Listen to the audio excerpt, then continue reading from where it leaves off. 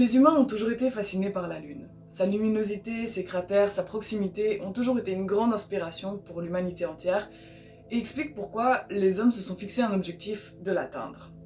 Et ils ont réussi en 1969. Si vous voulez savoir plus sur ces missions qui ont atteint la Lune, n'hésitez pas à regarder notre vidéo sur les missions Apollo. Vous comprendrez aussi pourquoi les humains ont arrêté d'y aller en 1972. Mais de nos jours, on parle de plus en plus de retourner sur notre satellite naturel. Mais pourquoi? Pourquoi reviendrons-nous sur la Lune? Cela fait maintenant plus de 50 ans que l'homme a posé le pied sur notre voisine, la Lune, pour la première fois. Et la Lune est pleine de mystères. Du point de vue scientifique, il y a encore énormément de choses que la Lune peut nous apprendre sur la formation de la Terre et du système solaire. Les missions Apollo n'ont fait que gratter la surface et il y a encore énormément d'endroits fascinants à visiter sur la Lune.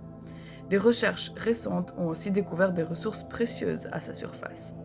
Afin d'avoir une présence permanente, l'Agence spatiale européenne, l'ESA, planifie de construire une base sur la surface de la Lune et ce projet proposé par le directeur général de l'ESA, Jan Werner, est appelé Moon Village, village lunaire en français. Le terme village est utilisé car le projet a comme but de faire collaborer diverses organisations afin de bénéficier de la base. N'importe quel pays, organisation ou compagnie commerciale pourrait donc participer à ce projet et apporter son expertise. Ce serait donc un projet similaire à l'ISS, la Station internationale spatiale. C'est donc pas un projet à plan fixe ou à calendrier fixe, mais plus une vision d'architecture ouverte qui pourrait faire bénéficier tous les pays. L'Inde, la Chine, les États-Unis et l'Israël ont déjà des plans pour retourner sur la Lune et la Russie a montré son intérêt vers le projet. Dans ce village, il se passerait beaucoup d'activités différentes.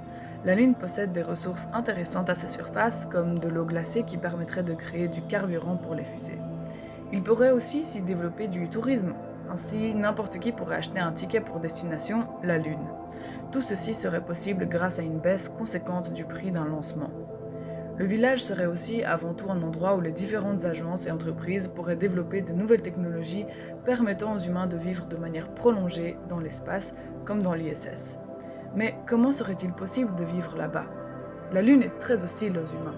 Il y a 3 inconvénients majeurs.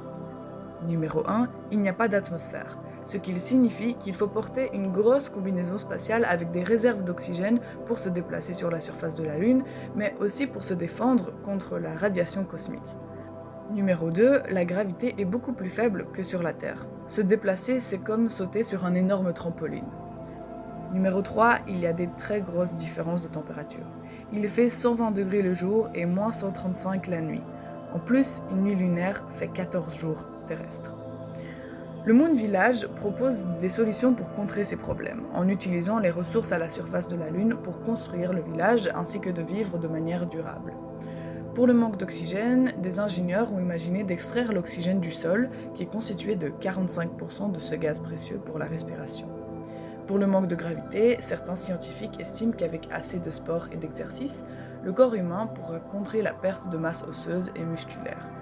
Et pour les températures extrêmes, les techniques utilisées pendant les missions Apollo, à savoir la réflexion de la lumière sur les combinaisons pour ne pas trop se réchauffer pendant la journée, ou les systèmes de chauffage et d'isolation utilisés dans les habits et combinaisons, pourraient être réutilisés. La réalisation de ces solutions doit encore être testée et vérifiée. Mais les projets existent, les scientifiques y travaillent et les plans se font. La NASA planifie d'avoir des astronautes sur la Lune en 2024 avec la mission Artemis. La base permettra donc de mieux comprendre comment on peut vivre en dehors de la Terre et ouvrira la voie vers de nouvelles missions plus lointaines, comme par exemple vers la planète Mars.